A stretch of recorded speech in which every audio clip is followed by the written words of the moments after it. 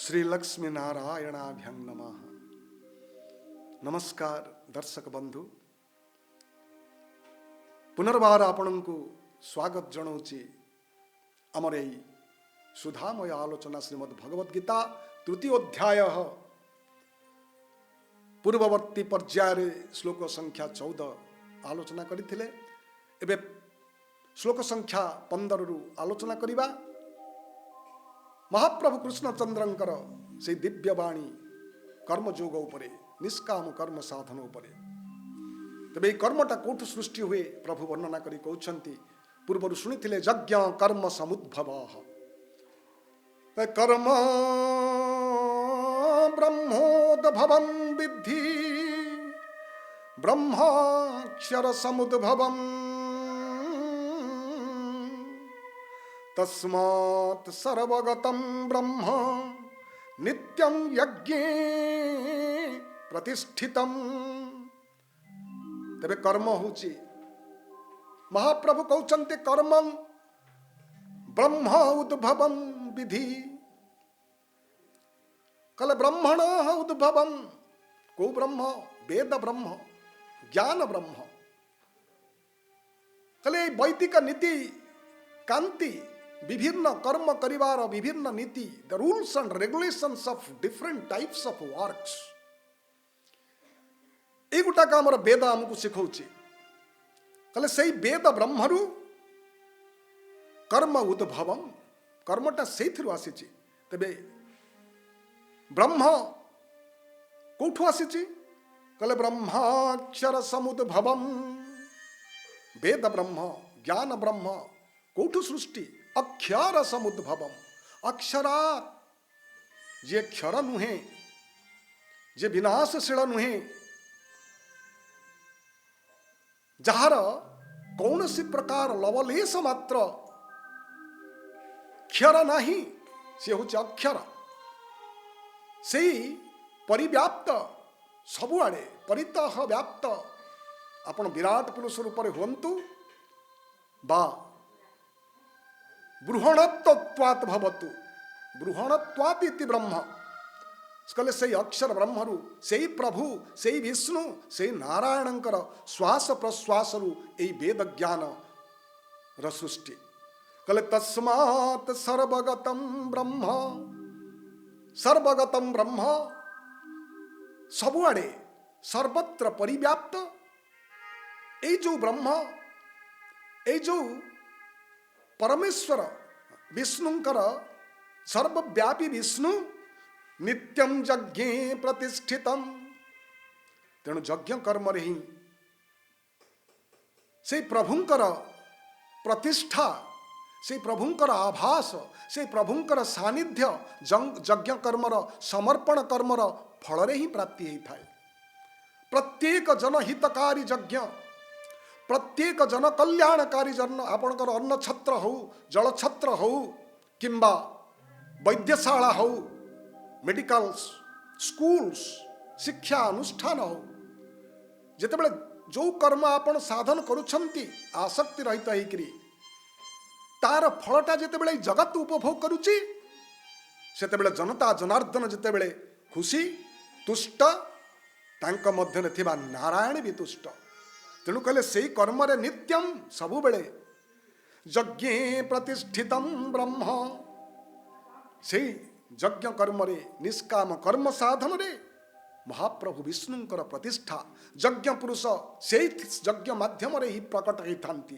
तेबे परवर्ती 16 संख्या प्रभु कहउछंती कि उपदेश हमको दउछंती यज्ञ कर्म पाई, ए निष्काम कर्मर साधन पाई महाप्रभु कौन करने को कहउछंती, कौन न करने को कहउछंती।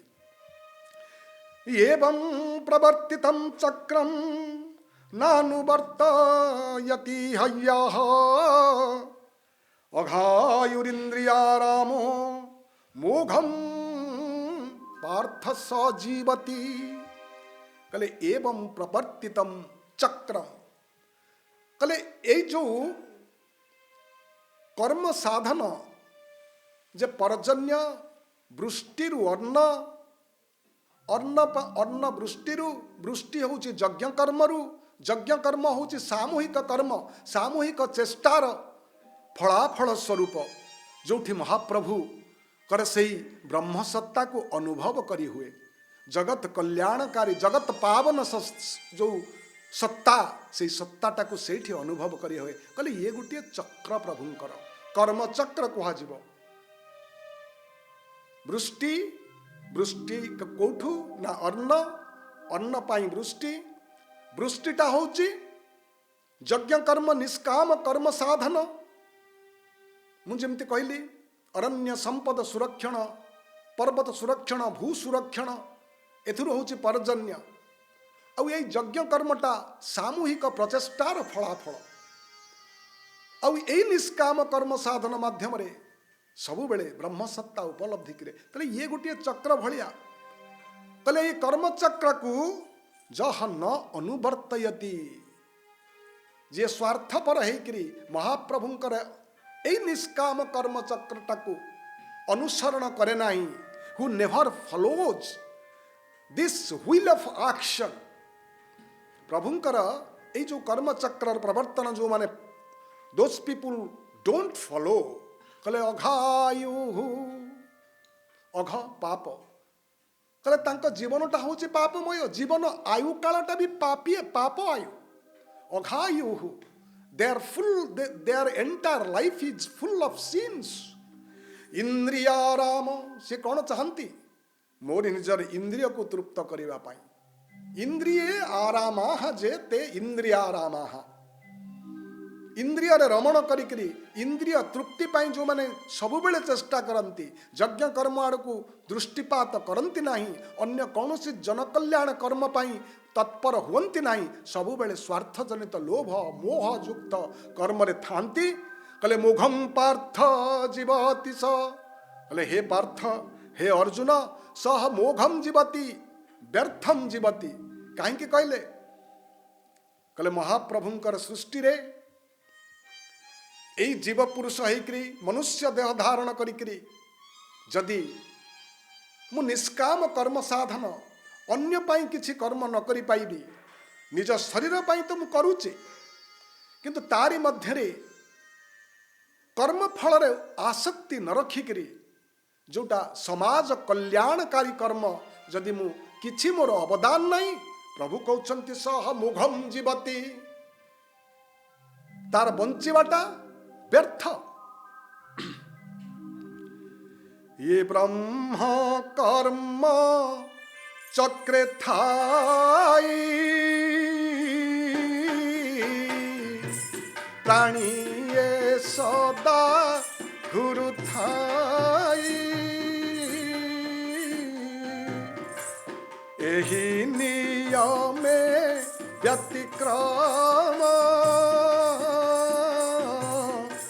जे करे सेहु नराधम। इंद्रिय काम नालसा भोग विलासे रखियासा, जे काटे दिन आहे पार्थ